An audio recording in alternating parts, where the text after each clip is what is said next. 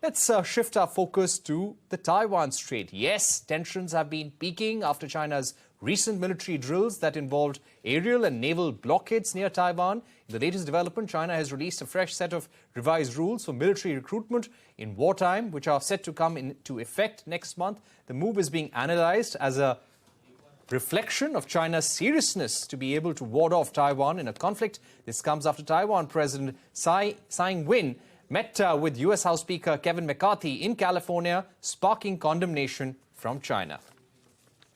And joining me now to take this forward is Brahma Chellaney, strategic affairs expert. Mr. Chellaney, thank you so much for being with us. 3 days of intensive simulations around the Taiwanese Strait. How serious is this? How different is this from previous military drills carried out by China? The first thing to remember is that Chinese military drills are really empty shows of force. The present China-India military standoff is a consequence of how China's unusually large winter exercises on the Tibetan Plateau in early 2020 became the launchpad for China's stealthy land grabs in Ladakh. And this has triggered this continuing military confrontation between India and China. So given what China is doing against Taiwan, we should not underestimate China's designs against Taiwan. What we saw over the last 3 days was a repeat of what happened in August last year when China conducted military drills right around Taiwan. These live-fire military drills around Taiwan effectively simulate an air and sea blockade. So this really gives you an idea as to how Xi Jinping will launch his aggression against Taiwan. It will begin with an air and sea blockade of Taiwan.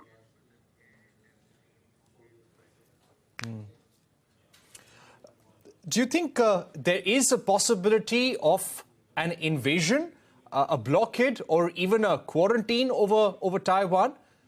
Shipping activities have been restricted. Earlier, there were some reports of China wanting to impose a no-fly zone over Taiwan.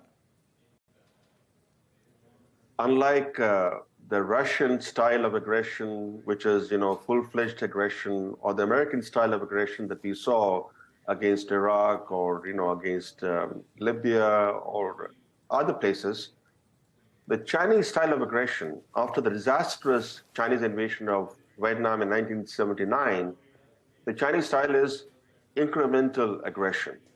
We've seen that in the South China Sea, how they've changed the entire map of South China Sea without firing a single shot. And we saw that in Ladakh, how they changed the territorial status quo without firing a single shot. So against Taiwan, it won't be a full-fledged aggression. It will begin with an air and sea blockade. And the drills that we have seen in recent days allowed Chinese troops to practice enforcing a quarantine around Taiwan that would result in Taiwan's gradual economic strangulation. So it will be a strategy of calibrated squeeze to force Taiwan to unify with China.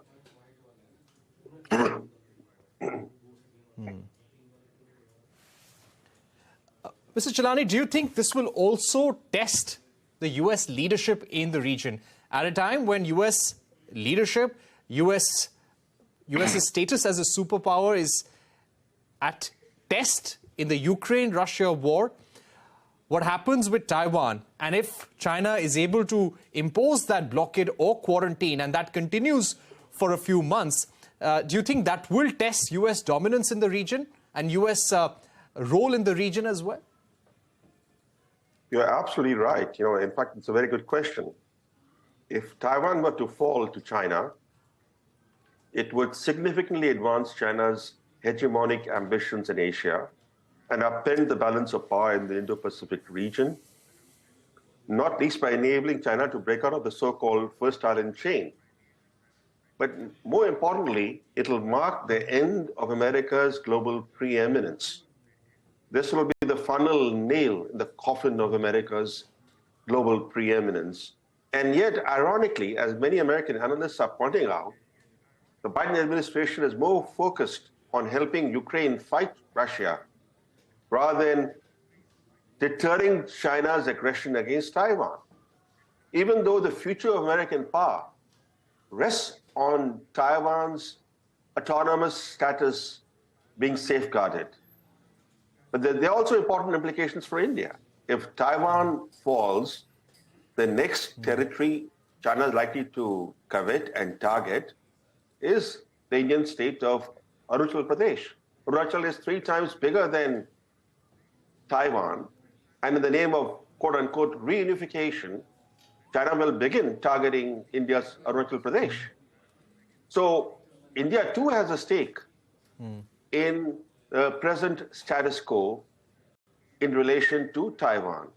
If that status quo is disturbed, it'll have a significant bearing on Asian security, on American security, and on Indian security.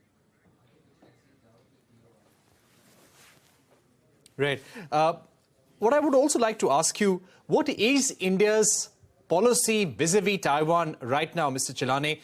We have been seeing that for some time in bilateral conversations, India has not been clearly spelling out the one China principle as China wants it. Do you think there is any kind of change in India's strategy vis-a-vis Taiwan? What are our cultural relations or democratic relations with Taiwan as of now? Well, given China's designs on Taiwan and also China's designs on Arunachal Pradesh that we have, in recent days, we have seen how China has stepped up its renaming of places within Indian control. So given those realities, it's become imperative for India to hold consultations with like-minded powers, including Japan, Australia, and the United States, as to how each nation can contribute to Taiwan's security. Of course, America's role is central to Taiwan's autonomous future. A U.S. that fails to prevent Taiwan's subjugation would be widely seen as unable or unwilling to defend any other ally. So the status quo on Taiwan is more likely to be preserved if the U.S. coordinates its Taiwan defense plans with India, Japan, and Australia, including how to respond to potential Chinese moves to restrict access to Taiwan, whether physically or digitally. I think the only thing that can deter China from aggression against Taiwan is the expectation that it would incur high concrete costs. That is the only thing that can deter China. Right. My final set of questions, Mr. Chellaney. Now, as far as the situation with the drills go, do you think Taiwan has the wherewithal to probably make sure that there is no blockade, no quarantine? And if this blockade happens, if this quarantine happens, how different is it from a full-blown invasion? And what are the consequences? A full-blown invasion would mean that Chinese troops would cross the strait and land on Taiwanese territory. Defense is always easier than offense.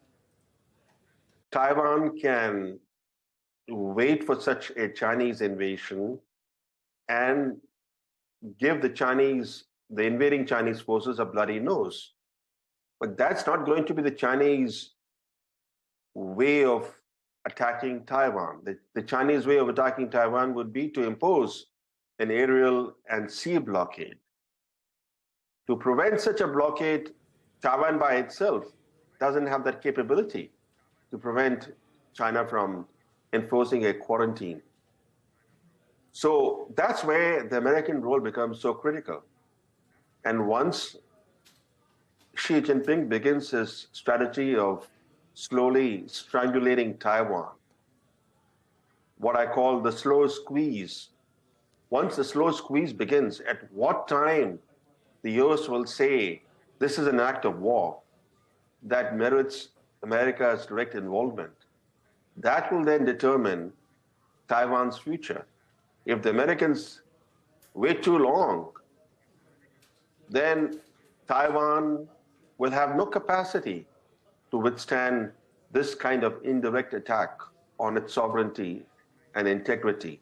The fact is, the Taiwanese government has disclosed in recent weeks that Taiwan only has 11 days of gas reserves.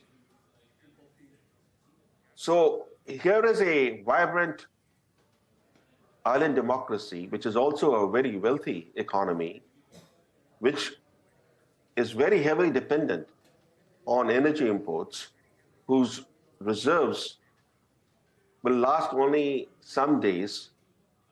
And once the Chinese enforce a blockade of Taiwan, the Taiwanese economy will begin to collapse. That's the reason why the Biden administration must take the Chinese threat very seriously. These latest exercises are a reminder to Washington that the Chinese aggression against Taiwan may come sooner than many in Washington expect.